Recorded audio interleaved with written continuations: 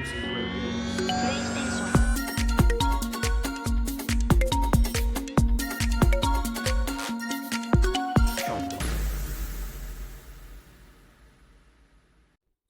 Hello and good day to you, my beautiful friends. I do hope you are well. Welcome to episode 76 of crossbuttonVR, our journey into the world of VR. Now, I'm your host, Laurie, and it is an honor to be joined by one of the most intriguing influencers in the metaverse. It's Reese. Hello, Reese. Hello. What makes me intriguing is the question. You're very intriguing. Like you never get to the bottom. Never get to Yeah. you're like a mystery. You're an enigma wrapped in a mystery. An Wrapped in a enigma puzzle. wrapped in monster. Yeah. You're like a Rubik's Cube of a man. That's a good one, that is. I like that one. And so are you. A good one. Yeah, thank you. Well, you had an exciting day? No? Nah, not really. Let's crack on. This is the exciting part of my day. Well, you have, yeah. Well, you tell us a little bit about your day. I chose a puppy today, so I'm in a very good mood today. We just took the kids to pick out a dog, so that's what we've been up to today. So this dog's going to come live with us in a few weeks' time. And then you'll never see me again, because every Friday night I'll just be running around with a dog. Yeah, you'll be sitting here with a dog like an evil genius. Yes. Welcome to Cross-Button VR. This is my puppy. Who was it? I think Alex was lobbying. Someone was lobbying to call it Astro, but I don't think the rest of my family would be up for that. I still think Parappa is the one you should have went for. It's a good name for a dog. Yeah, it's a good name for a dog. You would just always expect him to rap though, or do something cool. Yeah, it'd be a bit annoying though, wouldn't it? Just shouting at Parappa down the street or in the garden when he goes out for the toilet. You know, Parappa, come back here. You get tired of that. Yeah, he's going to be Yoshi. So Yoshi. But yeah, we've got lots to discuss tonight. Before we do though, just remind everyone that we are on a YouTube channel now. So please, if you're watching this, and we know that many people, believe it or not, Reese, watch this and they're not subscribers. I can't quite believe that. Can you? I cannot, but you can't believe it either. Yeah, you should hit that subscribe button. You really should. I know, you're doing us a favour. You're doing yourselves a favour. You're doing Alex a favour, most importantly, because he's no. By the way, no Alex this week. If anyone hadn't noticed, he's do it. Anyway, you can find that at youtube.com/@crossbuttonVR if you are an audio listener and want to go check that out as well. Yes, it means the world to us. And to be fair, we're still absolutely blown away with how quick the channel is growing. So keep it coming. Yeah. It's amazing. Everyone that watched last week, that was, I think, our best ever performing episode, wasn't it? So lots of hype out there for a PSVR2 again. So it's great. It was great to see that reflected in the amount of traffic we got on our channel. So awesome stuff. And something else that might be driving a bit more traffic or PSVR2 related hype is the release of the PC adapter, which, Reese, you've been playing, and you've actually reviewed it on your Games of Tea channel. Where can people find that? Oh, there it is. He's got the adapter there. Yeah, for some reason I still have the box next to me somewhere. Yes, I reviewed it, and I'm loving it. There were some issues, which I go over now because it's the one thing we keep seeing on Twitter. Yes, people have been having Bluetooth issues with it. You can fix it. It's very simple.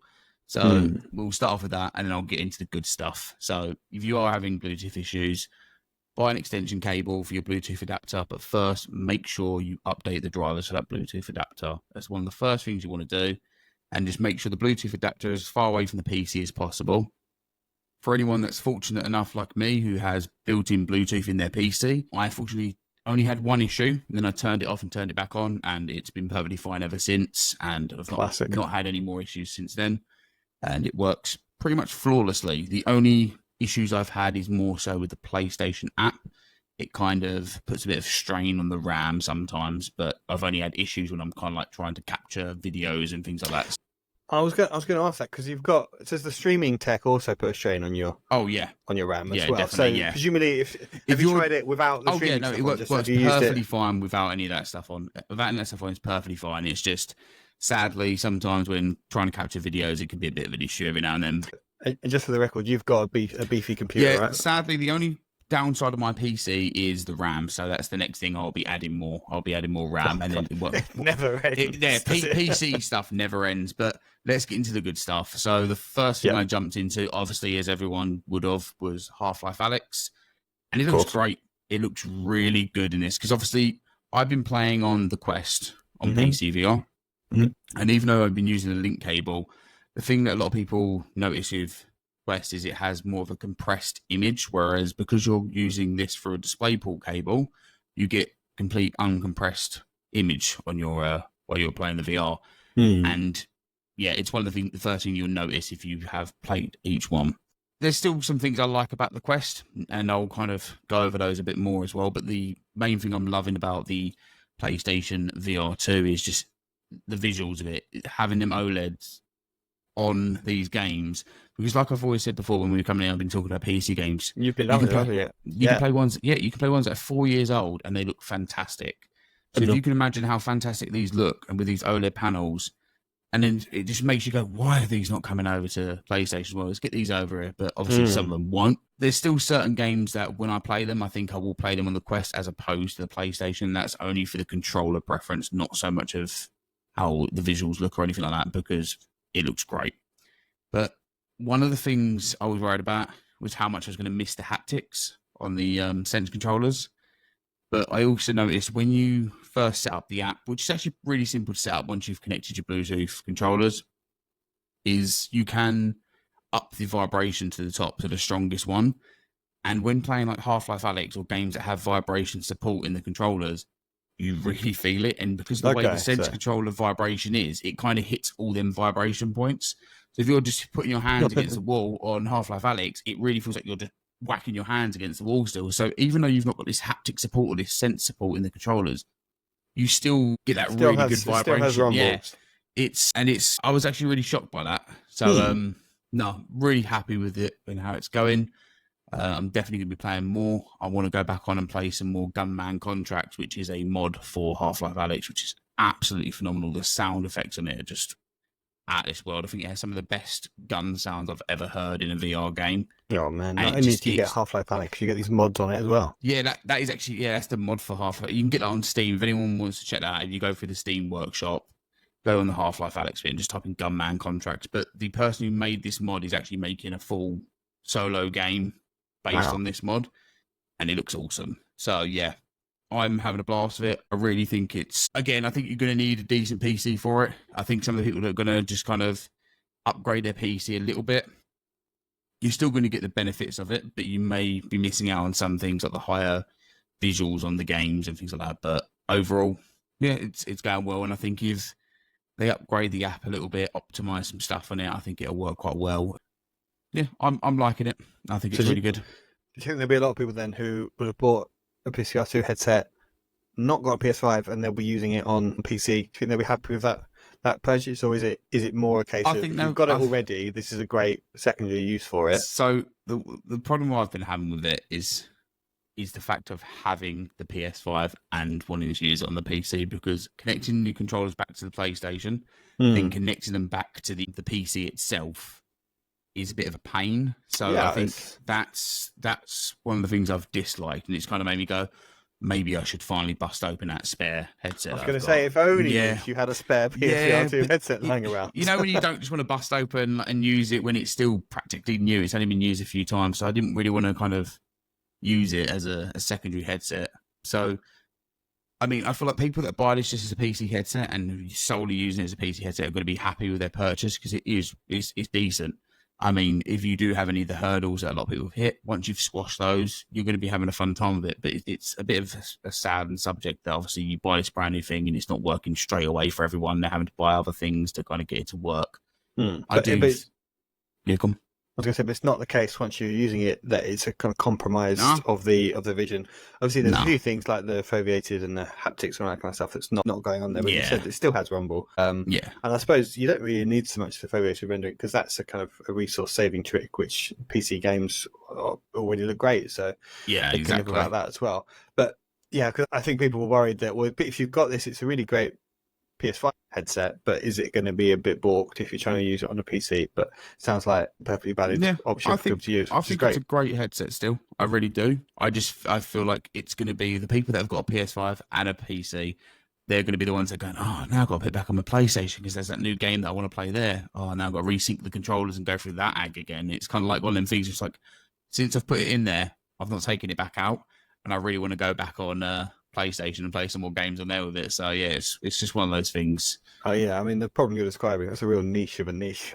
Exactly. Yeah, it's a small issue. Let's be honest. It's a small issue. It's just a small inconvenience. That's all it is.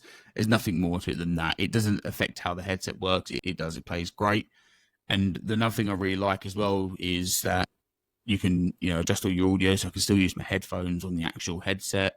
It works pretty much the same way as the Quest would. You can still use your microphone on it and your headphones. So yeah, I'm really having a good time with it.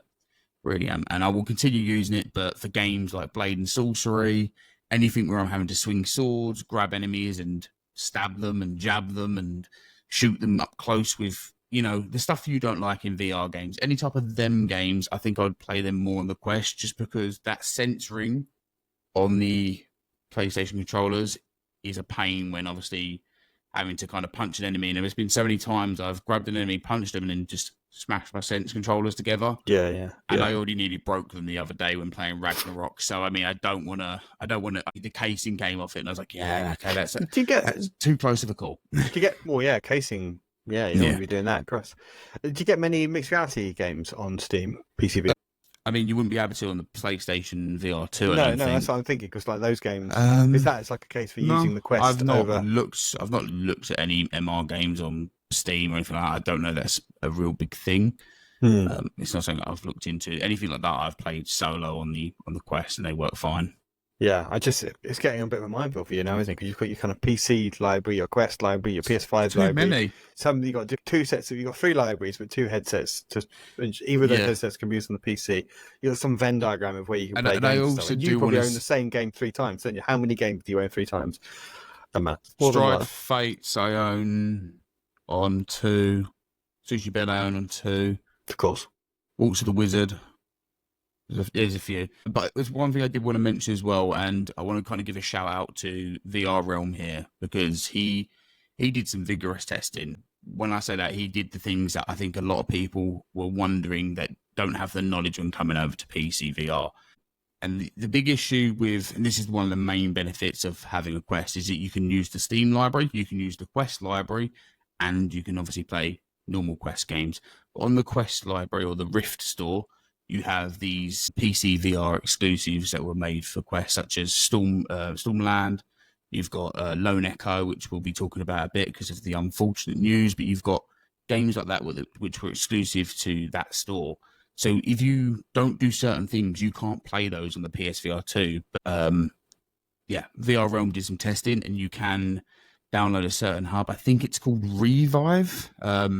And that will allow you to play these Quest exclusive games on your PSVR2. And he tested them all out. He was checking which ones work and how they function and what you have to do with each one to get certain things to work.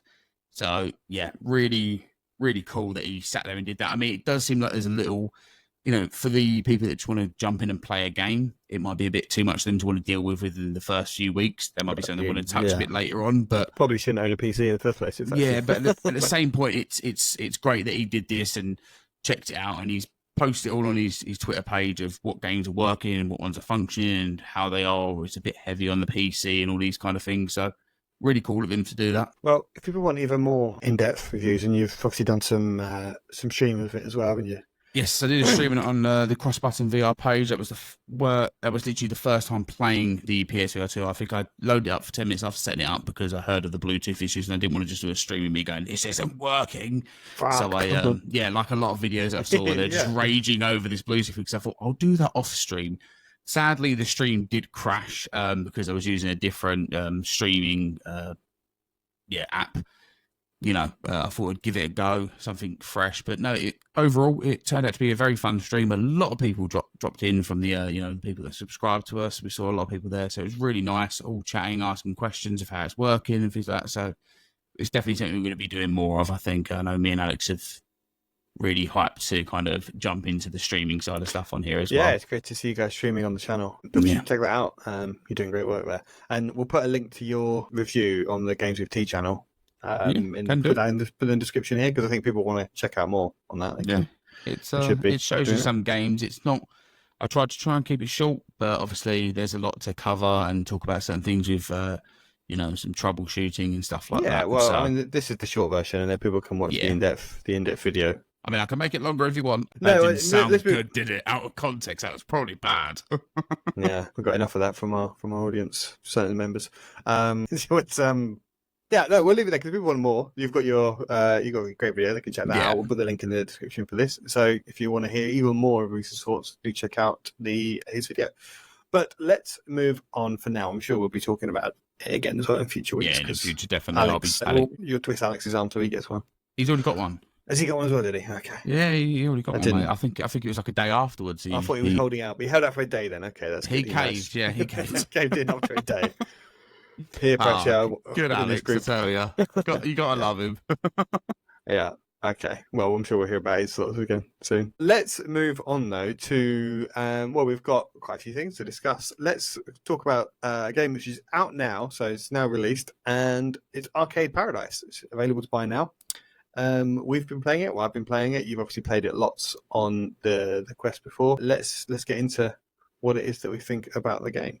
For those that don't know, the Arcade Paradise. That's what I drink. To get this ready. So for those that don't know, Arcade Paradise is a game where you literally are set to work in your dad's laundrette. I believe your dad owns a laundrette and you're set to work in it. You are like some high school dropout, no hobo, and your dad's like, right, it's your final chance to make something of yourself. We're going to give you the laundrette to manage. And then when you are working in the laundrette and you're doing people's laundry, you're tidying up, you're emptying the coin hoppers, you are putting the detergent in, the whites in, and putting the dry clothes in the dryer and all this kind of stuff. You find in the back room there's a few old arcades and decide that maybe we can make some money from these arcades as well. And slowly but surely, you carry on running the laundrette, you buy more arcades, the laundrette becomes less of a laundrette and more of an arcade. And that's it. It's kind of like a theme hospital, if you like, for opening your own arcade. But yeah, it's all about transitioning, juggling the laundrette side of things with the arcade side of things. And it's a very good game, isn't it, Reese? Yes, I absolutely love this one, although I did find myself playing just to do the laundrette side of stuff more than the arcade. I didn't care about buying arcade machines. I just wanted to clean the toilets, load the washing machines, put the dryers on, and clean up the rubbish and throw the trash in the dumpster. That was literally, every time I play this game, I go, I'm going to progress further. And I don't, I just keep doing washing all day. It's remind me, no, it doesn't remind me, but it's that kind of gameplay loop hook of kind of almost like Animal Crossing, where you start every day, you think, right, I've got my jobs I need to do. I need to go around, I need to put some washing on, I need to clean the toilet, I need to pick up the trash. So you've got to do all these things. And by the time you've done all those things, it's kind of half the day thing gone. And then you think, oh, I just have a quick jump on, or have a little quick play on the arcade, or go check my emails. And so it's one of these kind of sim games where you can juggle lots of things. There's never quite enough time to do all the things that you want to do. And I kind of love that about it. It's good. I am feeling a bit like, oh my God, how long is this game going to take? Because I'm used to VR games taking about kind of 5 to 7 hours sort of to play through. Whereas this feels like it could be 20 hours, 30 hours where you easy. Can just keep playing it, can't you? You can just keep going. Just keep going. Yeah, no, it's a good one. I played a lot of it on the Quest, so yeah, I had a blast of it.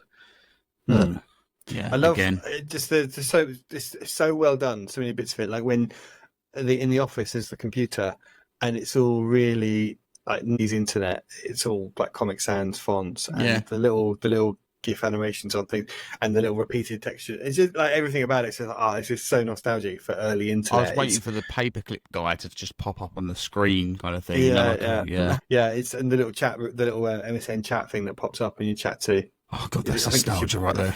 I think it's your brother, isn't it? Yeah, I think it's your sibling. Yeah, it's just stuff like that. I was just like, I really like just being in this arcade. And the arcade games themselves, I've played a few, and there's light. It's really good. There's like a light gun game.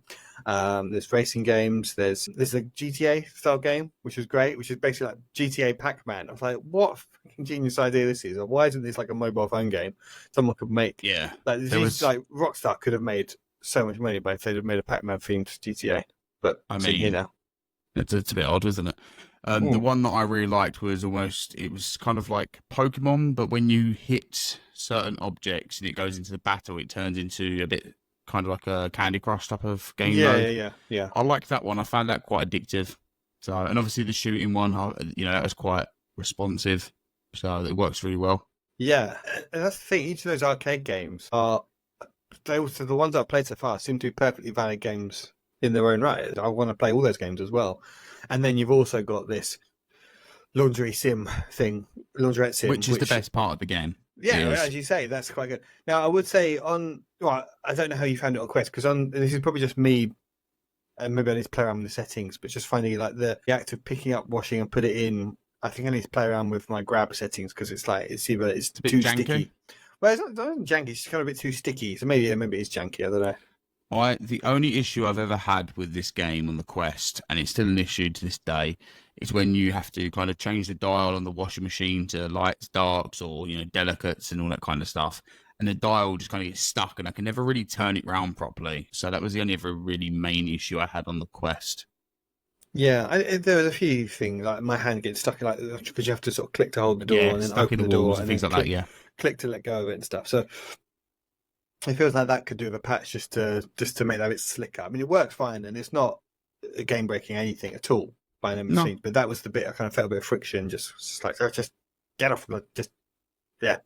But yeah, it didn't bother me that much, and the whole kind of speed of how many wash loads can you get on at the same time, because then you put them on and you sort of count down on the washing machine, you get like 3 minutes, then you go do something else, so then you think, I'll put some washing on, so you stagger things, so you think, okay, I put some washing on over here and then some drying on over here, and then I can put another wash load on, I might just have enough time to finish it. And obviously you get like S ranked if you get a really perfect wash, so when you first pick it up, if you wash it, you dry it and then put it on the table to be collected.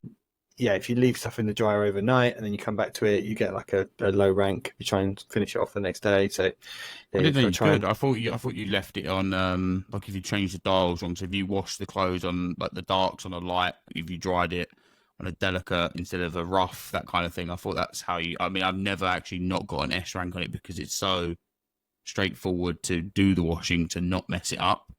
So I've never actually messed the washing up on it. I'm a pro washer on that game. Yeah, well, I mean, that's because I think it says like 11 o'clock. Yeah, 11 o'clock's last drop off, and then I think it's 2 a.m. or 3 a.m. when you have to, like, you can't do any more after that. Oh, okay. So I think I didn't know. I thought it was going to be like Stardew Valley at some point. I was going to just like pass out from exhaustion. So I was like, I'll let's stop talk now. about Stardew Valley. They should do that in VR. Yeah, I'd be up for playing Mark's going to love this episode. I probably love Stardew Valley, so and my son's it's a great game. It is, but Arcade Paradise also a great game. So how many hours have you played of it? Because obviously the same game. I haven't got round to the PSVR2 version. I've installed it and I've been busy, so I haven't got round to the PSVR2 version. I'll be playing that and have my thoughts on that version to compare a bit more next week. But on the Quest one, I'd probably say a good 5 to 7 hours I've sunk into it. But again, a lot of the time I go on it for like 30 minutes to 40 minutes, and I end up just doing the washing, and I don't know why. And then sometimes I'll quickly play a little game on it, but I think that loop of just doing the washing, I think sometimes I enjoy mundane tasks in VR, as we've seen with me playing that Innkeeper recently. I like mundane things in VR sometimes to get me away from the over-the-top shooting. So fair enough. I would like to know how many hours just doing the washing on the game. I'd like to know. I wish there was like a stat checker so I can see that. Well, yeah, I'm just curious to know how long it could possibly take to finish it, and like, what is the end game? That is the end game. You just move out all of the washing machines and just have. Yeah, I think it just becomes an arcade. I think that's what's meant to happen. Yeah, I've got absolutely no idea how long that takes you and stuff. But yeah, it's a really, really well made. Well done game. I can see why people like this game and why they were so excited for it to come over to PSVR2. It's a very much, if you like these sim games, they're sim games, but it's also packed full of really fun arcades as well. And they're just going up to an arcade machine in VR and just picking up the controls and start playing it. It works ridiculously well. I love it. Good. I'm glad you're loving it. I enjoyed it on Quest, and I'm sure equally as much on the PSVR. Mm-hmm. Okay, well, that's Arcade Paradise then. I'm sure we'll have more thoughts on it in coming weeks as we all keep playing it. The other game that is now out now that we've been playing is Compound. Now, you really like this one, don't you, Reese? Yes. Tell us about Compound. It is one of the most unique looking VR games I think I've played in a long time. The graphic style that the developer has went for is just great. It looks great. It plays great. And when you look at like old school graphics of like Doom and Castle Wolfenstein, you don't think if you was to play them in VR, they would look this clear and this clean. Crisp, isn't it? It's clean. Yeah, it's that's the right word. so good. I'm absolutely having a blast this one. And this is one that I can't stop playing. I keep going in and I do a run until I die. I've unlocked some of the modifiers and things like that. And I, upgraded some of the weapons because when you get a certain amount of kills for each weapon, it upgrades. Mm-hmm. And the pulse rifle or the sniper rifle, amazing. Like, literally, you can just do a run with that gun and just keep getting one hits. It's such a good gun. And literally, the enemy variants as well. That's the one thing when I first started playing it, I was like, is it just going to be flying drones and some people walking around? And then you get further on and there's like robots that almost look a bit similar to, is it the robot from RoboCop? The one that really looks really poor on the originals. It looks like that. Yeah, whatever it was called. One that walks in on its two legs. It looks like hind legs. Ed 209. Okay, I'm glad you remember that. I mean, I like the RoboCop films, but that's the one thing I always forget. Classic scene. Yeah. I mean, it doesn't look good this day, does it? I was telling my son about that scene because I was doing an impression of Ed 209. He's like, "What are you talking about?" And I said, "It's this thing that was filmed back in the 80s." And I got my phone out to show it to him. I started showing it to him, and I was like, "Actually, I'm not going to show you how this ends because it's quite horrific." It ends pretty gory, doesn't it? Yeah. Paul Verhoeven classic. Anyway.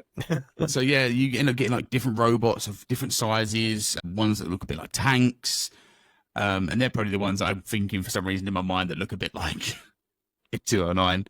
But it's not so much. It's just for some reason it's giving me that fault. Yeah, the enemy variants are really good. Different weapons, and they're all really fun to use as well, and the haptics feel great on it. I'm just really having a blast with this game. I mean, I remember when this was coming, a lot of people were going, "This is a great game. The compound's really good. We played it on Quest in the past, and we played it on Steam." And every person that said this is a great game, 100%, I completely agree with them. This is a great game. And even if you're bored of roguelikes or roguelites or whatever you want to call them, rogue somethings. Well, that's the important point, mate. So do you earn things that you can then use to upgrade yourself and then carries over to the next run? Or not? No, if you get kills with certain weapons, your weapons upgrade. So you want to concentrate on the weapons that you like using. So it kind of makes you want to use those weapons, which is another fun way of doing it. And then obviously you have modifiers, which changes the way the game can be played each time you go through, which is another cool way of doing it. And the good thing about this roguelite, whatever, it has a difficulty modifier, which sometimes you find in roguelites they don't have. And I'm glad that it has this because sometimes I want a chilled experience. I want to have a chilled run. So like going on an easy mode makes it a bit more fun. Or if you want to, feel like you're getting your face smashed in, you can bump it right up to the hardest difficulty. So I did like there was the fact of that. But yeah, I mean, if you are completely drained of roguelikes, I mean, you might not enjoy it as much, but I'm having a blast with this one. So when you first boot the game up when it's loading up, it described itself as a hardcore FPS roguelike. And those are three words that if anything's going to put me off playing your game, it's those three words, right? It's I was like, okay, this FPS, isn't it? This is well, yeah, all of it. This is not for me. Like you've kind of layered not my game onto not my game onto more of not my game. But despite that, I actually had a lot of fun with it when I played it. And this is not a me game. I'm not going to be playing this to completion or anything. This is very much a Reese game. So anyone listening, like, listen to Reese. Take my word. Yeah. Listen to Reese, not me, because this is not my style of thing. But I will say, despite that, I still really, really did enjoy it. And I think I definitely admired what it was doing. What it sets out to do, it does very well. It's just that's not really my sort of thing. If that makes sense. I think that's fair. But I think the one thing I think is going to grip a lot of people in is just how good those graphics are. I mean, it just feels like I'm in a game that I would have played in the 90s. For sure. Like, the original Doom kind of thing. Them type of games is just... Well, for me, it was Duke Nukem. That's what it makes me feel like. It's coming in that apartment, because Doom was always very kind of space station and quite abstract, whereas Duke Nukem was also quite abstract, but it was at least trying to be real places. So when you're in that apartment at the start of the game, that feels very much... except for me not killing pigs on here. No, that's true. But it's that kind of aesthetic for sure, that kind of pixel textures, it looks great. It's very nostalgic. If you grew up playing those PC games, you're gonna feel right at home, and it really makes you want to play Duke Nukem in VR. Really, someone should port the original to VR, because it would play really well. I like the little shooting gallery at the start, the railgun you get to play around with. You get shotguns. More guns. The more guns you unlock as well, the more guns that go in that shooting gallery as well, which is really cool. So again, it makes you want to work to kind of stack out this shooting gallery to. I like just the little touches, like there's a little radio in the shooting gallery playing some music, and if you shoot it with the gun, the music just becomes muffled and it like smashes on the stereo. Basically, it's like an old 80s style boombox that still plays because those things are indestructible, but it's completely fucked. But you can still hear the music coming out of it somehow. I like the way you change the difficulty as well. Like easy as pie, and you just ate the slice of pie. Yeah. And then up with the hardest one is like just a hard bottle of alcohol, and you just have to drink it. Yeah. Yeah, the Logan Wolverine kind of bottle. Yeah, it was great. So I'm really impressed by it. Really appreciate what it's doing, and I think the aiming as well, the shooting works really well, and the reload. That for me is like, how accurate does it feel, and how satisfying is it to reload, and how easy is it? It threw me off at first. I had to reload because I was like, how am I doing this? Because I didn't know where I was getting the ammo from and things like that. So I was reaching over my back and things like that, and then obviously it kind of guided me. Pops into your hand, isn't it? It's just sort of no, you press a button and it brings it, and then you grab that and you slot it into the gun or wherever part it has to go into. Yeah. So, no, works really well. One day, all the guns sound good. Yeah, they feel very good and chunky. Yeah. Again, there's that same sort of id Software style shotgun crunchiness to it. It's very satisfying to fire the weapons and stuff. It's crunchiness. I'm not, that makes sense, right? You know what I mean? So yeah, Compound. Not my sort of game, but I still really like it. But Reese is sort of his game, and he loves it. So it gets my thumb of approval, or stamp of approval, whatever we call it here now. Yeah, it definitely gets that from me. If you're into any of those things, then give it a go. Cool. Okay, well, let's just cover off some of the other bits of news on the show this week. A bit of sad news. Ready at Dawn, developer, has been shut down by Meta, and you hinted at it earlier, but they're the developers of Lone Echo. Lone Echo, and there was a Lone Echo 2, wasn't there? Which was just and then Echo Arena. Yeah. Oh, okay, yeah. And they were also formerly the devs of The Order 1886, which is a PS4 game. That game. I love that game. I know a lot of people didn't like it, but I loved it. I thought it was good. I thought it was really good. I think because people, when it came out, because it's a very short game, isn't it? And people expect games to be like 30 hours long, and it's more like 5 hours long. But I think I got it. It was heavily discounted very soon after release, and I got it for not a huge amount of money. And I was like, this is like the most astonishing looking thing I've ever seen. And it's still, if you look at it now, it still looks amazing now, a generation later. And the story was compelling. I really wanted to, it ended on a bit of a cliffhanger, so I'm gutted that we'll never find out what happens next. So yeah, that was a real shame. But obviously we would never have found that out anyway, because they were bought by Meta and transitioned into being a VR dev. So it's always sad when a big established developer like that's a VR specialist get shut down, obviously. They're very well liked in the VR community as well. A lot of people loved Lone Echo 1 and 2. I know still some people mentioning, there were some people mentioning Echo Arena in the Discord this week and saying how they used to enjoy it, although it kind of got a bit ruined after a while when a lot of the squeakers, as they were calling them, they kind of ruined the game for them, which is understandable. No one wants to play a game after a long day's work to only get shouted at somebody who's doing better than you because you can't sink the time into the game. Yeah, it's soul destroying people. They are so annoying, those kids. I've never been completely traumatized by playing Ghostbusters on. I still remember the first time you played that. Who the fuck is this in my ear? You went, did he just throw you in a lobby with like a load of kids? I was like, no, Laurie, that must have just been you. It threw me in a lobby by myself.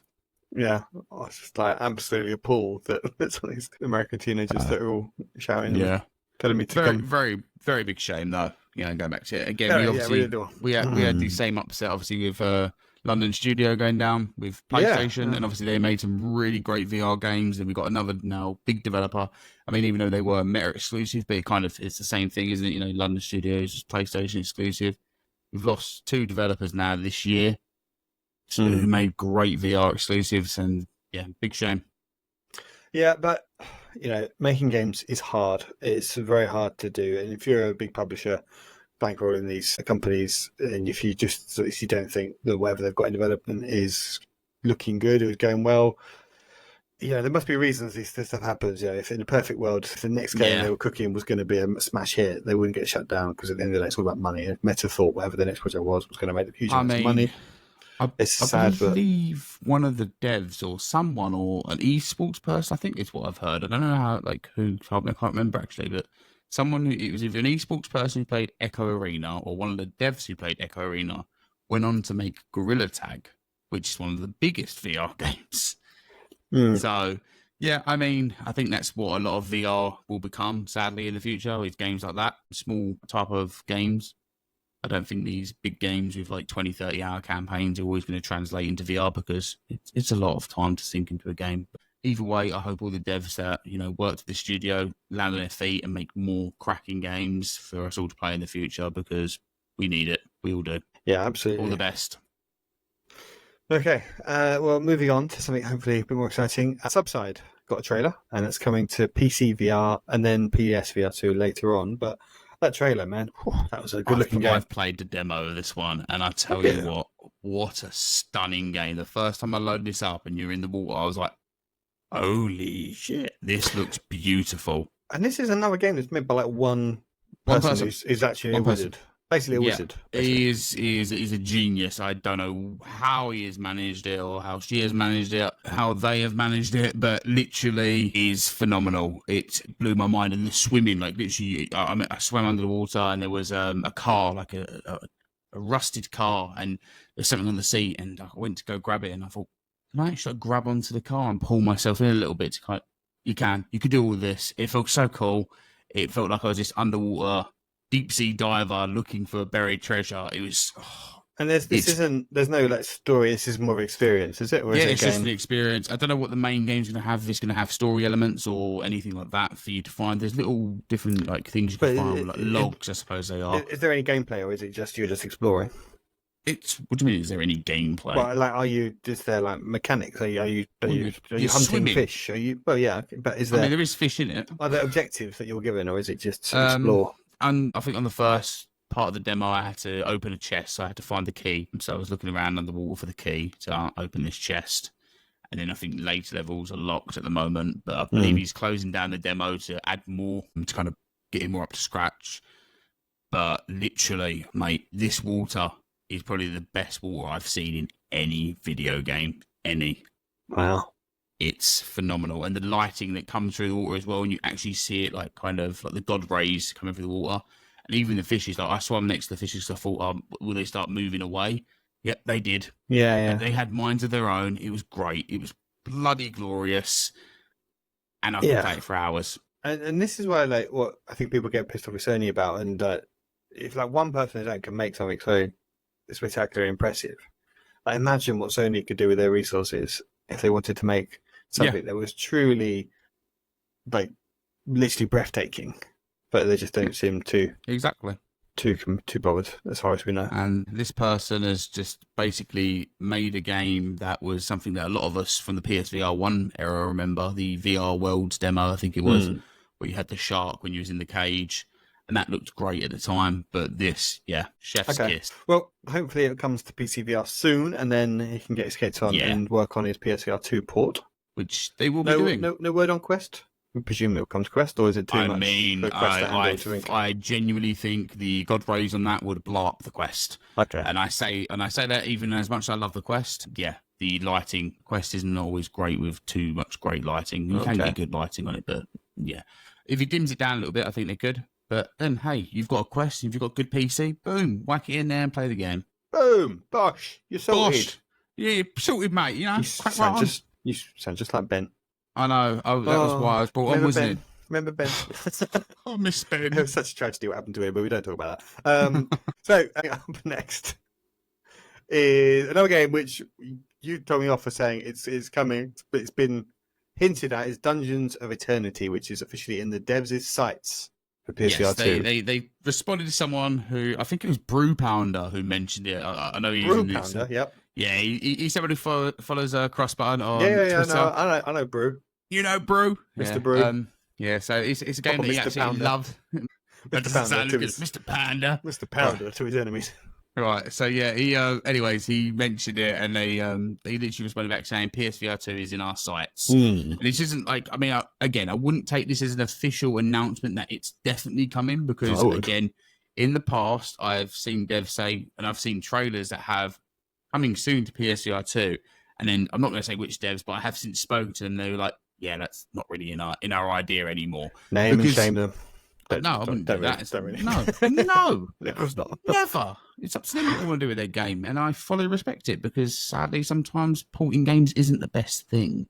But anyways, there is always that kind of thing where it's like, it's in our sights, but you may look at it in 6 months' time and they go, actually, the player base has sunk a little bit. We don't think he's going to do as well on there. Yeah. No you know, you kind of, you've always got to evaluate these things, but at least it's in their sight. And Dungeons of Eternity is one of the greatest co-op games you will play. Yeah, so much fun. For those that don't know, it's you and 2 of your mates. 3. Yeah, so 3 of you, right? In total. Well, is it 4 player? 4 players, yeah. I thought it was 3 player. I thought it was 4 player. Is it 3? Okay. All right, well, if you and 3 of your mates. I can't remember. I don't know. Are you looking up? It's either 3 or 4, and I genuinely can't remember anymore. Several of your mates. No, it's free. You're right. It's free. It's free. There's 3 rooms. It's definitely free. Sorry, guys. Crack on, Laurie. You carry on. I don't think they notice, Reese. It's fine. You and 2 of your mates, Christ's sake, have to go in a dungeon, and God, I've lost him. You have to go into a dungeon for eternity. and find stuff. It's like a randomly generated dungeon that you and your mates go through, and you can choose your weapons. You can craft new weapons, and you're defeating spiders. I saw as well there was an update for it, wasn't there? They've switched off the spiders now. They've added arachnophobia mode. They must have seen one of my clips instead. Somewhere. Yeah, which equally is creepy. Yeah, I was like, that's not better. Yeah, they had that. I looked at it, it's like, I don't know how I feel. I feel like I'm about to stick with the spiders. At least I understand those. There was some other game that had that swapped out spiders for something, and it was like equally weird. Some games are doing it. They're adding arachnophobia modes. And, actually, I saw a lot of people going, "Oh, I didn't know this is actually a thing for people." Yeah. Yes, VR spiders are a big no-no. I will still play the game, but yeah, they're the one thing that made me go.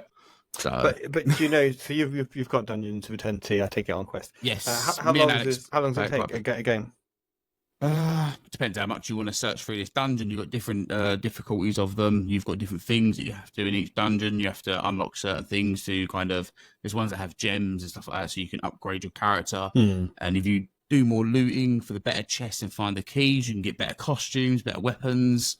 It's just one of them games where it's got a really fun loop to keep going around and just looting stuff. It's a lot of fun, and it's one of the ones that I think PlayStation is actually lacking. Like, if I look at a game that's lacking on PlayStation, that is one of them that comes to mind. Bring it across, put it on PS Plus, boom. Yes. I mean, you could just sell it. You don't need to put it on PS Plus, do you? I mean, bosh it onto. Yeah. Bosh it on PS Plus. Go on. All right, well, let's not get too excited, because it's only in the devs' sites at this time, so we'll never know. Hopefully. If they put a pair of glasses on, it might be more in their sites to do it quicker. So, hopefully bring it across, DLE. Come on, do it. Okay, next game, which is coming across and is releasing very soon, is a game called The Utility Room. And this is not about someone's room next to their kitchen where they keep their washing machine and dishwasher. This is, I mean, what is this? Try and describe this to someone. The Utility Room. It's some surreal dreamscape type thing. I don't even know if it's really a game or if it's just like another completely batshit crazy experience. It's like, I don't know, it's like a weird concept album from the 70s. This is one that I absolutely know nothing about. Like, genuinely. It's basically, if you turn Dark Side of the Moon into a VR game, that's what this is pretty much. I think it's just I'm going to be honest with you. When I saw The Infinite Inside, I always thought that was Utility Room until recently, and I was like, there were 2 different games. No, yeah, they're very much. I don't know why. Very much different. So even the description of it, I'll read to you now. The description on the store, it just says, "This VR journey takes you behind the scenes of the universe." What? Behind a door lies a barren landscape, inherited by giant stone heads. Here, the maintenance and heavy lifting required keeps existence stable and temporal. You are a tourist. Don't do anything foolish.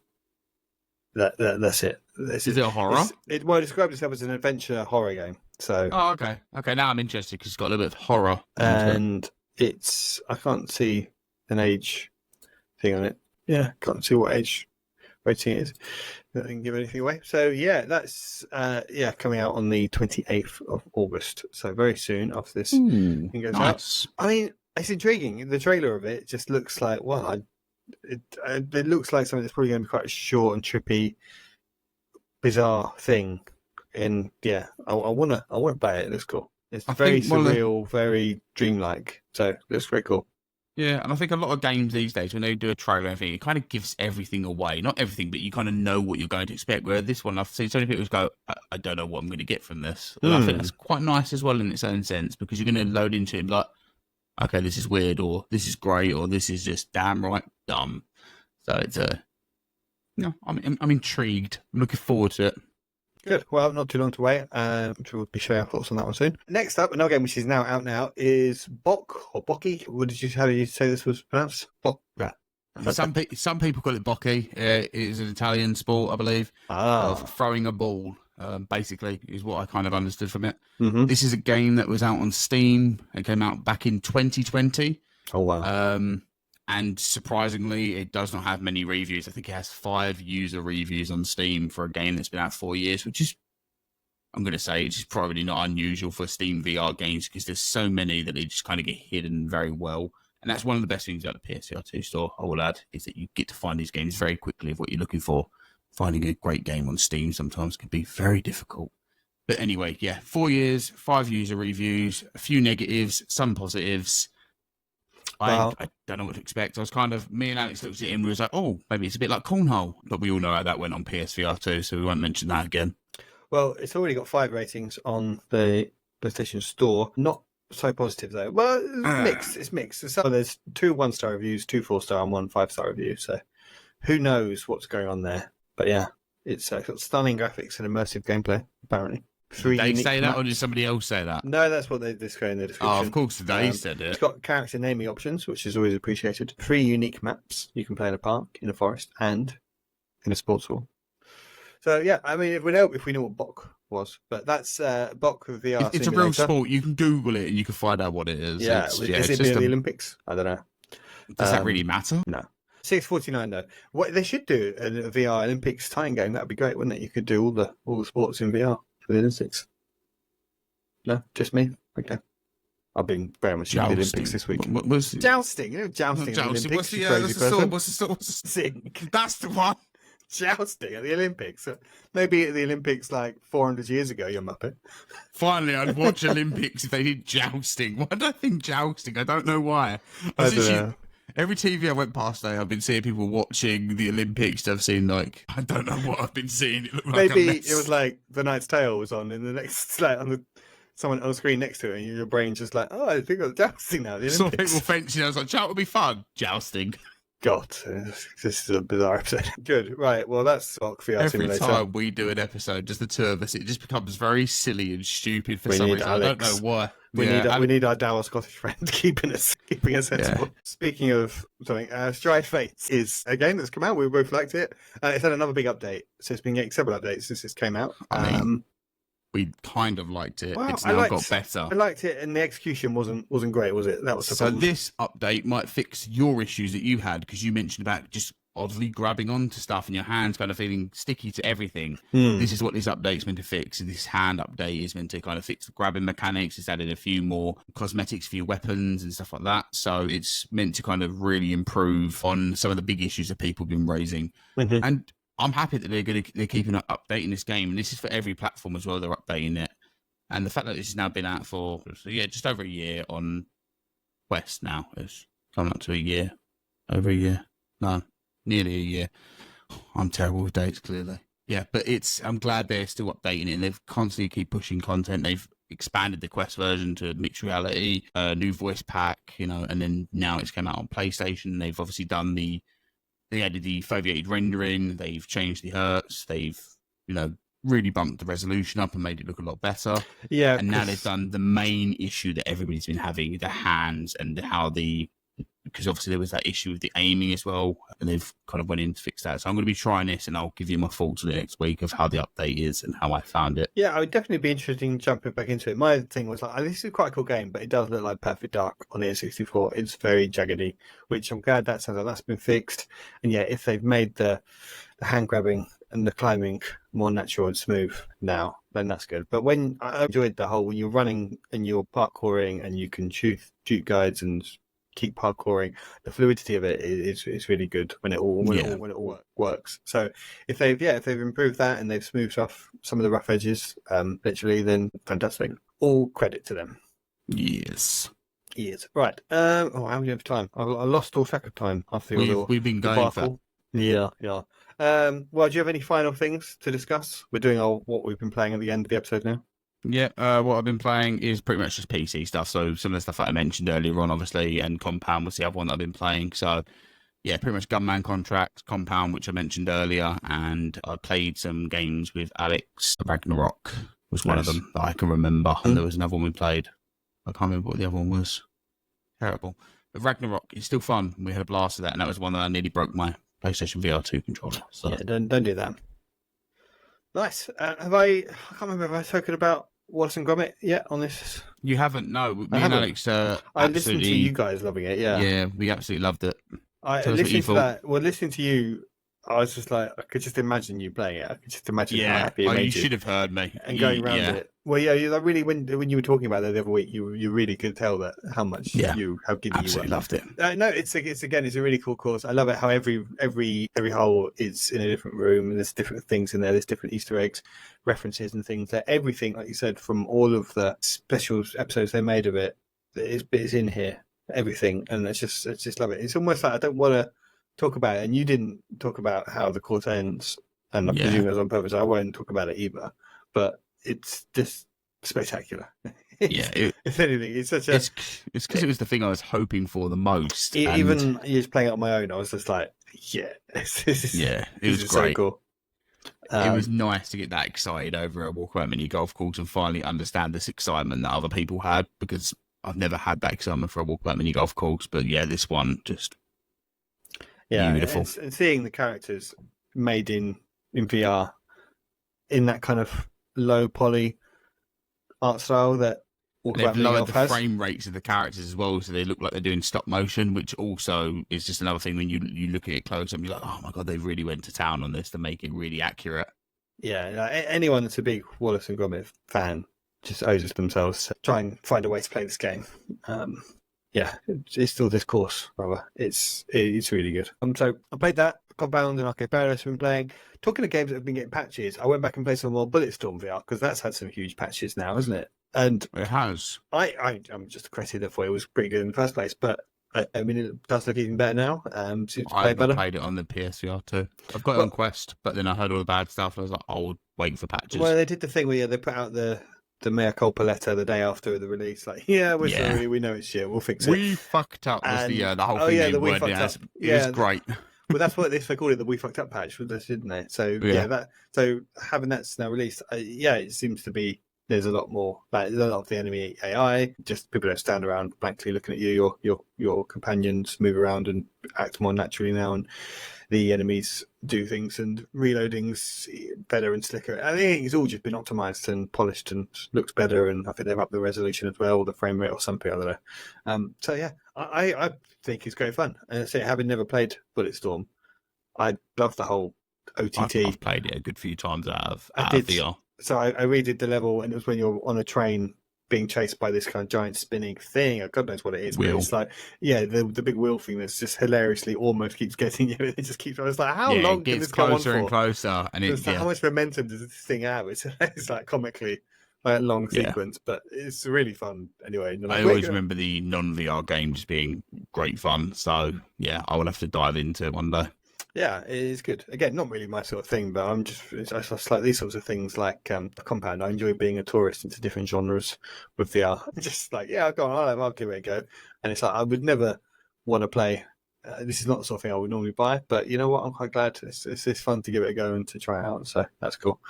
Well, let's leave it there, because we've covered loads of games, it would seem. But definitely the two we've reviewed this week, as far as we review games, Arcade Paradise and Compound, both get the thumbs up, CBVR stamp of approval. And also the PSVR2 adapter as well, the other really big thing in the world right now. So, yeah. Yeah, so all in all, good week. Two things there worth checking out, and very, very different games. So, yeah, check both of those out. Any final thoughts, Reese, before we sign off? Make sure to join the Discord. Oh yes. Make sure to drop in. I'm loving now. I say we are. It's definitely something we're all loving, but I'm absolutely loving seeing new people drop into the Discord, start telling us what games they're playing, and we've had some people drop in after just recently picking up their PSVR2 and just having chats with them. I am asking questions as well. It's just, it's really forming into a lovely community, and definitely drop in if you haven't already. Yeah, here. And so many of these games are better with people and stuff like walkout mini golf, and you always find people that will play a game with you or something. I know you're always doing your contractors groupings, and it's people just to say, anyone fancy this game tonight? And at least one person will stick their hand up and be like, yeah, come on. And you just have people you can hang out with and play these games that are really brought to life in co-op. So do jump into the Discord, and thank you to everyone who's done so. And also thank you again, it really blew us away last week, the reception to the episode, all the comments, the the thumbs up, the extra people that subscribe to it. So if you're listening for the first time and you're stuck with us to the end of this episode, please do give us a sub. It makes a huge difference for us, obviously, and really does. Really appreciate it. Cool. Well, I have been your host. This guy has been Reese, and we'll see you again next time. Until then, it's goodbye.